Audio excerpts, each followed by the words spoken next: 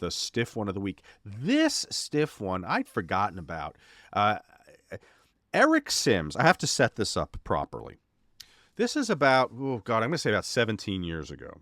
We were in the midst of the kayfabe commentaries revolution at the time. And so there's a big autograph signing.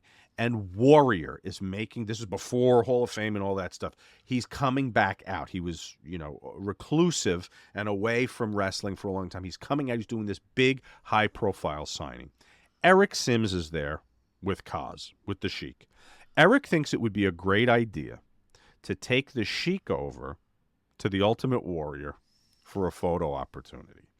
And a lot of these old school guys, like who comes up to who, like should the older guy really go up to the younger guy? So I think Sheiky had some reservations about that. He goes over and is completely snubbed by Warrior, who won't even talk to him or take his picture. This is what ensues afterwards. It includes an incredible open hand from Sheiky to Sims, not unlike the arch your back probably, and don't worry, folks. Eric, I've never seen this. Oh my God! I was working with Eric all the time, and I saw this on the internet. I'm getting fucking wood right now. I'm watching this on the internet. I'm like, I call Eric. I go, Eric, is this fucking real? And so Sheiky goes crazy. It's in the middle of the convention, and you got to listen. Put up the volume. I want to hear every word Sheiky says as he's snubbed and his manhood. Yeah, and I get blamed for fucking the Bell's palsy. Fucking Kaz gave him the fucking. Kaz gave me. Bring me fucking here if you don't know. He's who I am. What the fuck you doing to me? You want to do anything? You want to do anything about it? Oh! What the fuck you doing to me? You trying to steal my fucking gimmick?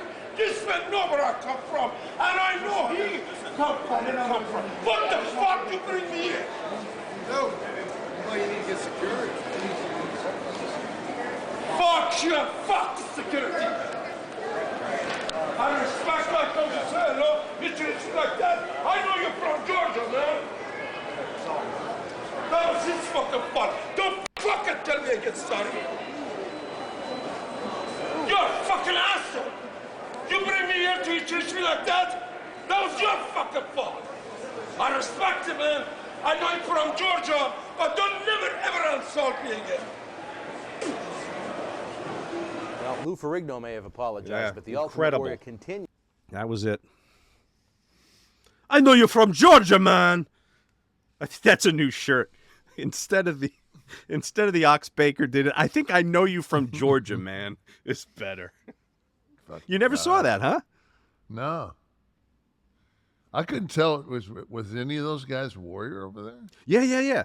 Bring it up again. Warrior's the guy, he's like this on a podium. He's wearing a gray suit. Yeah, he's in the suit.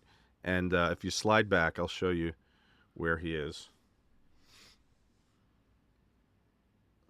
He's off camera here, but when Sheiky's standing... Okay, right there. You see him with the tie? Yeah. So he shows up in a fucking suit and tie, and he hasn't been seen since his face paint days? Yes. No tassels. I believe this was 2008. I think this was 2008. What the fuck? Have you ever seen the fucking video where he's... I don't know if Warrior had a wrestling school or some shit.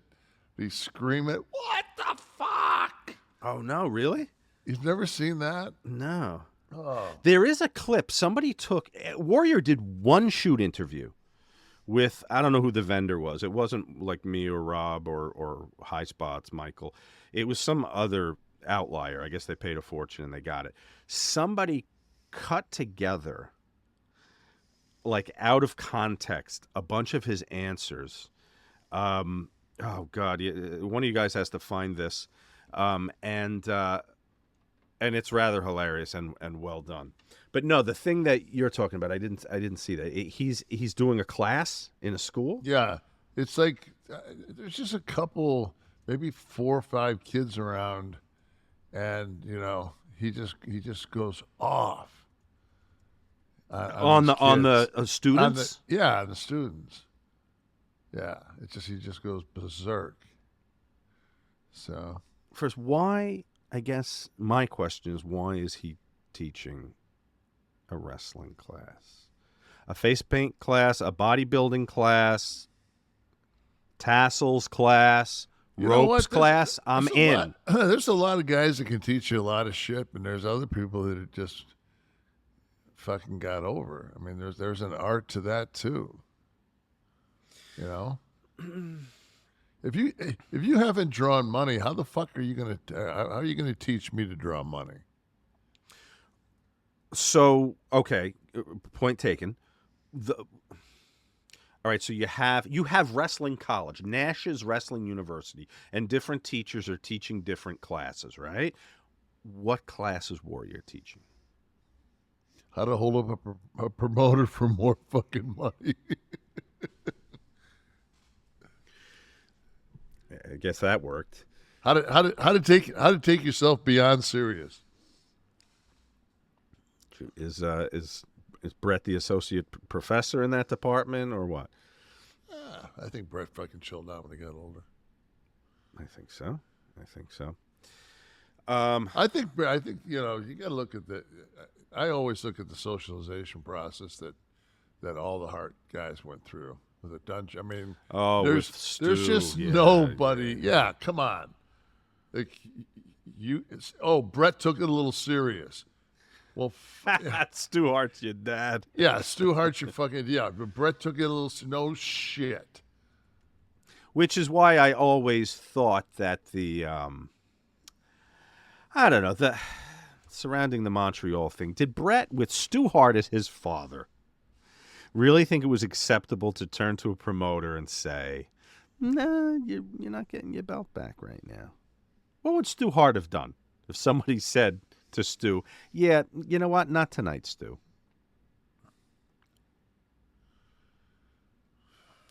Just feel Brett should have known better. That's what I feel. You're noticeably silent, and that's fine. Did you meet Stu Hart ever? Oh, yeah. Hey, you big bastard. You'd be a good fucking leg wrestler. What did he say? A good leg wrestler? Yeah, like I guess they do the Indian leg wrestling where you lay on your back and you wrestle or some shit. He'd always say, hey, big fucking bastard. He was always good to me. While we're on Warrior, let me, Steve, I just gave you a link. I want you to try and bring that up. But you never went up to like the dungeon. You never went up to Hart House in Calgary or anything like that. And some harrowing tales of what went on up in Hart House.